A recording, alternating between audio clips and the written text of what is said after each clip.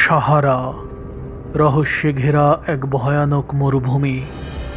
দর্শক দেখুন, এটাই সেই ঐতিহাসিক সাহারা মরুভূমি।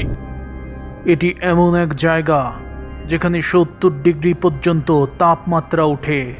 স্বাভাবিকভাবে বেঁচে থাকা এখানে অসম্ভব। যেদিকে তাকাবেন সেদিকেই রয়েছে শুধুই ধুধু বালি। দূর থেকে দেখলে মনে হবে এ যেন বালির মহাসমুদ্র। এটি এতটাই বিশাল যে ভারত, বাংলাদেশ এবং পাকিস্তান এক জায়গায় করলেও এর সমান হবে না। এই মরুভূমির বুকে এমন এক জায়গা রয়েছে যেটি দেখতে মানুষের চোখের মনির মতো। এটি এতটাই বিশাল আকারের যা দেখা যায় মহাকাশ থেকেও। আমি গিয়েছিলাম ভয়ানক এই মরুভূমির বুকে, দেখেছি সেখানকার ভয়াবহতা। এটি দুনিয়ার সবচেয়ে বড় উষ্ণ মরুভূমি, যেখানে লুকিয়ে রয়েছে প্রকৃতির টিকে থাকার অসাধারণ ক্ষমতা, চরম প্রতিকূলতার বিরুদ্ধে লড়াইয়ের গল্প, আর রয়েছে হাজার হাজার বছরের অজস্র অজানা ইতিহাস। আমি এখন দাঁড়িয়ে রয়েছি পৃথিবীর সবচেয়ে বড় মরুভূমি সাহারার বুকে। এই যে ফিলিংস, এটি আসলে ভাষা দিয়ে প্রকাশ করা কোনোভাবেই সম্ভব নয়। হ্যাঁ দর্শক, শুভেচ্ছা জানাচ্ছি আফ্রিকা মহাদেশের উত্তর পূর্ব কোণের অঞ্চল মিশরের ফাইয়ুম থেকে।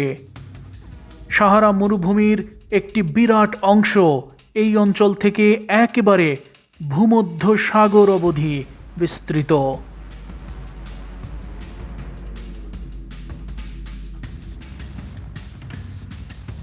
আমরা যখন ফাইয়ুমের জনবসতি থেকে মূল মরুভূমির অংশে ঢুকে পড়ি তখন রীতিমতো পিলে চমকে যায়। এটা কল্পনারও বাহিরে, একেবারে কুল কিনারাহীন।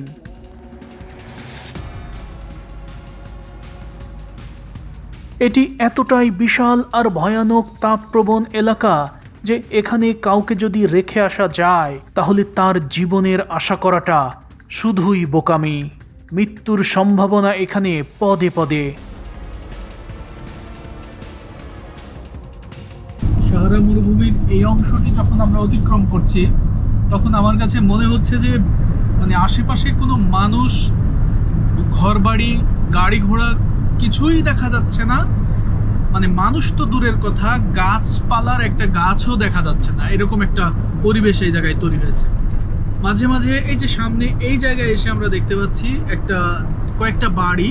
এটা বেদুইনদের বাড়ি কিনা সেটা আমি জানি না, তবে ওরকমই মনে হচ্ছে। আপনাদের আমি দেখাই, এই যে দেখুন, এখানে এরকম একটা বাড়ি দেখতে পাচ্ছি, কিন্তু আশপাশটা খেয়াল করুন, একটা গাছপালা কিচ্ছু নেই। এমনকি বাড়ির মানুষদেরও দেখা যাচ্ছে না। সবাই ঘরের মধ্যেই আছে অথবা নেই, বাড়িতেই নেই। বিষয়টা এরকম।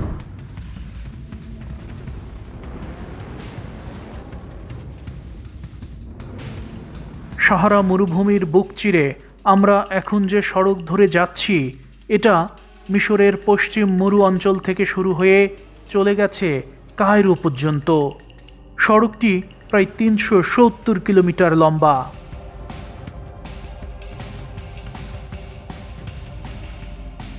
এভাবে যেতে যেতে মরুভূমির আরও কিছুটা গভীরে পৌঁছে আমি এক পর্যায়ে গাড়ি থামিয়ে আমাদের গাইড আর ড্রাইভারকে মূল সড়কে রেখেই সাহারার বেশ গভীরে যাওয়ার চেষ্টা করি।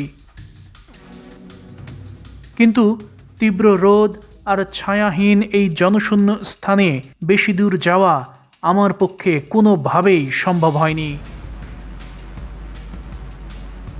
এই জায়গার শুধুমাত্র যে প্রাকৃতিক সৌন্দর্যই বিষয়টা তা না, এই জায়গায় প্রতিটি পথ, প্রতিটি ক্ষণ, প্রতিটি মুহূর্ত চ্যালেঞ্জিং।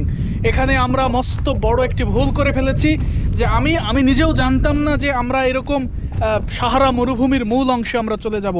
আসলে আমরা পানির বোতল কম নিয়ে এসেছিলাম, আমাদের পানি ফুরিয়ে গেছে। এখনও আমাদের পাড়ি দিতে হবে 100 কিলোমিটার পথ। এই বিষয়টা আপনারা যারা এখানে আসবেন বা সাহারা মরুভূমিতে পা রাখবেন তারা অবশ্যই খেয়াল রাখবেন যে পানির বোতল অবশ্যই সঙ্গে নিয়ে আসবেন যথেষ্ট পরিমাণে। হ্যাঁ দর্শক, কুল কিনারাহীন এই মরুভূমিতে এলে অবশ্যই পানি সহ প্রয়োজনীয় সব কিছুই 3 বার করে চেক করে নেবেন। আর যে গাড়িতে করে আসবেন সেই গাড়িটি অবশ্যই হতে হবে উন্নত কন্ডিশনের।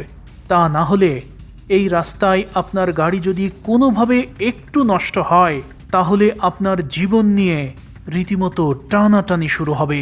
আপনি তখন না পারবেন গাড়ির এসিতে বসে থাকতে, না পারবেন সাহায্যকারী কাউকে।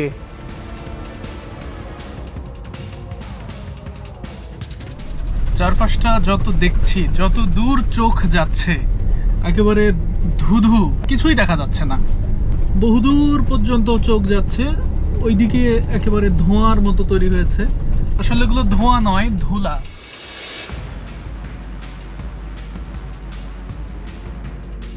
এটা আসলেই একটা অন্যরকম সফর, যার পুরোটা শুধুই রোমাঞ্চে ভরপুর। সাহসী মানুষ ছাড়া এ পথে পা না বাড়ানোই বুদ্ধিমানের কাজ।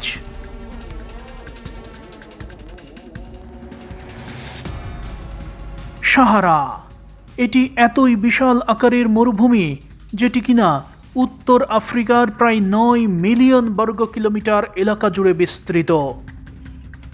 সুবিশাল এই মরুভূমিটি একক কোনো দেশে সীমাবদ্ধ নয়, বরং এটি উত্তর আফ্রিকার মোট 11টি দেশের ওপর দিয়ে বিস্তৃত।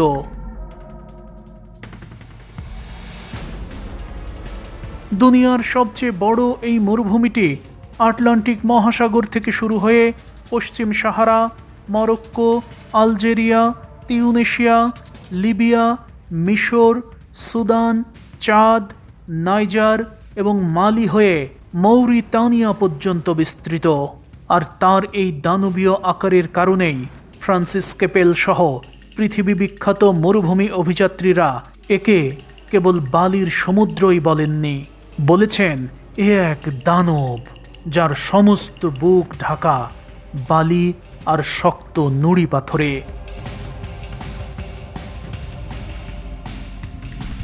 সাহারা মরুভূমির বুকে আপনি যখন এভাবে হেঁটে চলবেন তখন চারপাশে যেখানে তাকাবেন কোথাও একটা মানুষ, একটা পাখি, একটা কীটপতঙ্গ, কোনো কিছু পাবেন না। এখানে কিছুই নেই।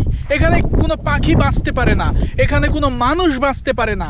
এই জায়গায় দেখুন কি ধরনের মাটি, এই যে দেখেছেন কি বেরোচ্ছে, দেখুন, খেয়াল করে দেখুন কি বেরোচ্ছে। আমি আপনাদের কাছ থেকে দেখাচ্ছি। এখানকার মাটিগুলো দেখুন, দেখেছেন কি, এগুলো কি দেখেছেন? যখন বালিঝড় হয় তখন এই জিনিসগুলো একেবারে এক একটা বুলেট বরাবর মানুষের শরীরে এসে লাগে, এবং এইটা একেবারে পুরো সাহারা মরুভূমি জুড়েই রয়েছে এই কণা। হ্যাঁ দর্শক, বালি আর নুড়ি পাথরে ঢাকা এই সাহারা যখন তার রোশানলের রূপ নেয় তখন তা পরিণত হয় এক দুঃস্বপ্নে। এর সবচেয়ে ভয়ঙ্কর রূপ হল বালিঝড়। বিখ্যাত পর্যটক ইবনে বতুতা তার ঐতিহাসিক ভ্রমণ বৃত্তান্তেও সাহারা মরুভূমির নির্মম ঝড়ের কথা উল্লেখ করে গেছেন। হুট করে বয়ে চলা প্রবল গতির বাতাস এখানে চোখের পলকেই পুরো দৃশ্যপট বদলে দেয়। এই ঝড়ের সামনে পড়লে শ্বাস নেওয়া অসম্ভব হয়ে পড়ে।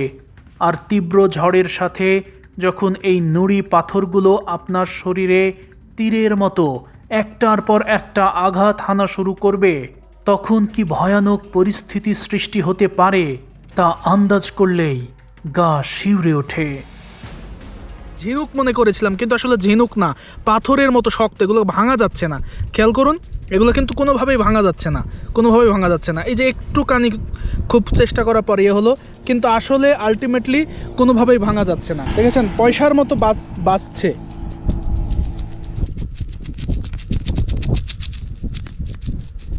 এই দেখেন, এই হচ্ছে সাহারা মরুভূমি। আশপাশটা খেয়াল করে দেখুন, কোনো জায়গাতে একটা মানুষও আপনি লক্ষ্য করতে পারবেন না। সাহারা এটি কেবল একটি ভৌগোলিক অঞ্চলই নয়, বরং এটি মানুষের জন্য এক চরম আতঙ্কের নাম। এখানে যেমন রয়েছে জলের দেখা না পেয়ে তৃষ্ণায় মৃত্যুর ঝুঁকি, তেমনি রয়েছে পথ হারিয়ে চিরতরে হারিয়ে যাওয়ার ভয়। অতীতে বিখ্যাত অনেক অভিযাত্রী এবং সেনাদল সাহারা মরুভূমি পার হতে গিয়ে তীব্র পানি শূন্যতা এবং চরম গরমে চিরতরে হারিয়ে গেছেন। তবে এই চরম প্রতিকূল পরিবেশের মধ্যেও যুগ যুগ ধরে টিকে আছে মরুভূমির যাযাবরেরা। মরুভূমিতে দিনের বেলায় প্রচণ্ড গরমের কারণে পাথর প্রসারিত হয়, আবার রাতের তীব্র শীতে তা সংকুচিত হয়। বছরের পর বছর এই তাপমাত্রার চরম তারতম্যের কারণে পাথরের গায়ে ফাটল ধরে এবং একসময় তা ভেঙে ছোট ছোট টুকরোয় পরিণত হয়। আর এগুলোই হলো সেই পাথরের টুকরো যা আমরা নুড়ি পাথর নামে চিনি। তবে সাহারা চিরকালই এমন বন্ধা ছিল না। সায়েন্স জার্নাল এবং ভূতাত্ত্বিক গবেষণার তথ্য বলছে, আজ থেকে প্রায় 10,000 বছর আগে হলোসিন যুগে এই সাহারার বুক চিরে বয়ে যেত নদী।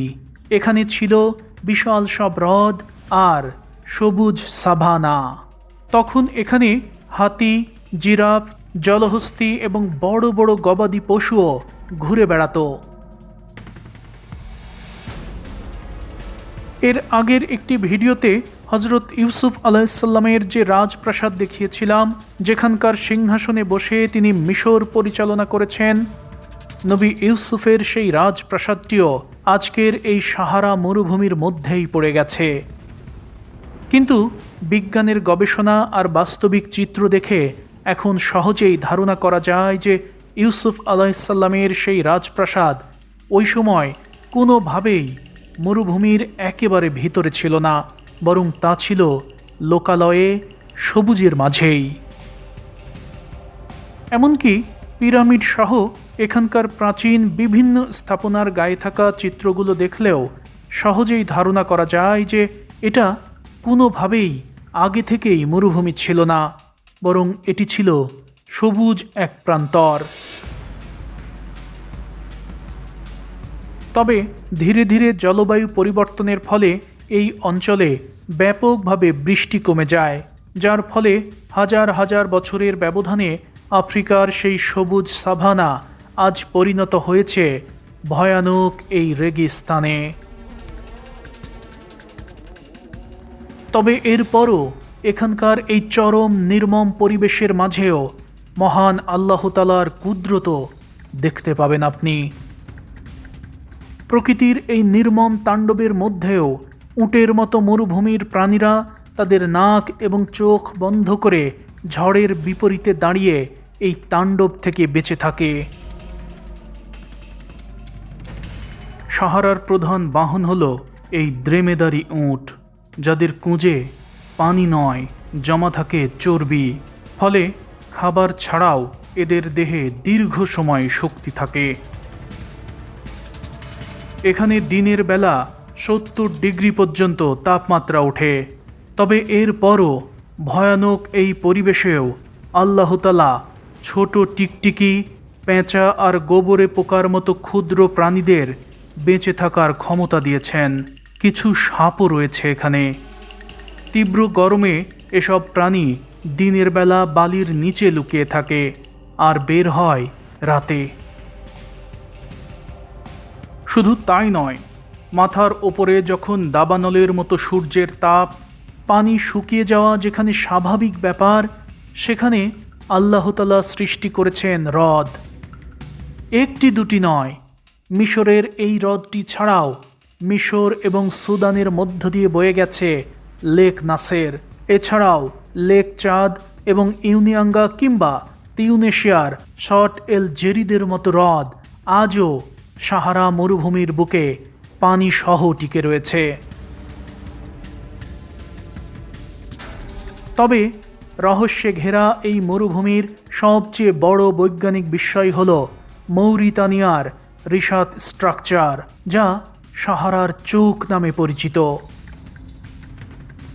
40 কিলোমিটার চওড়া এই বৃত্তাকার গঠনটি দেখতে আসলেই চোখের মনির মতো। এটি এতই বিশাল আকারের যে দেখা যায় মহাকাশ থেকেও। তবে কিভাবে এটি তৈরি হলো তা আজও কেউ জানে না।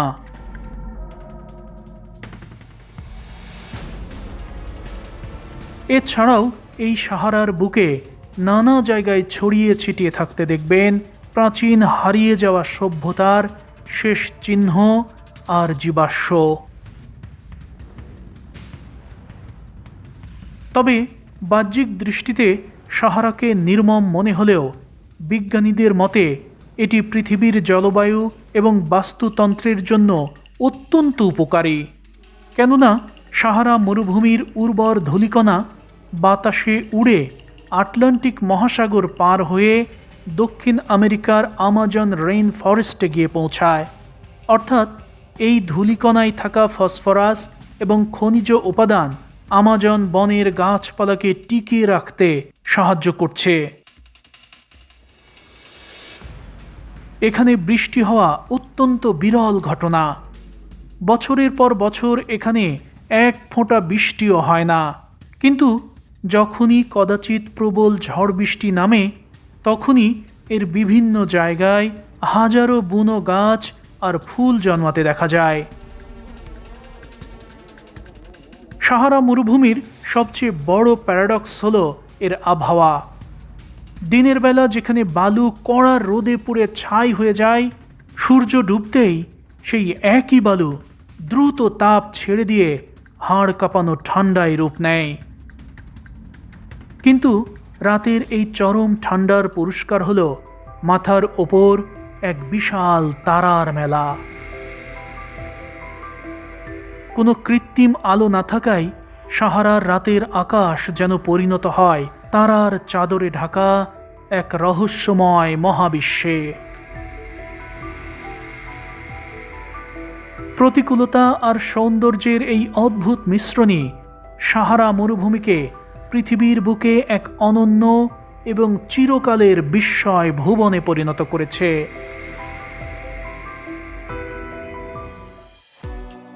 সাহারা প্রকৃতির এক রহস্যময় ক্যানভাস।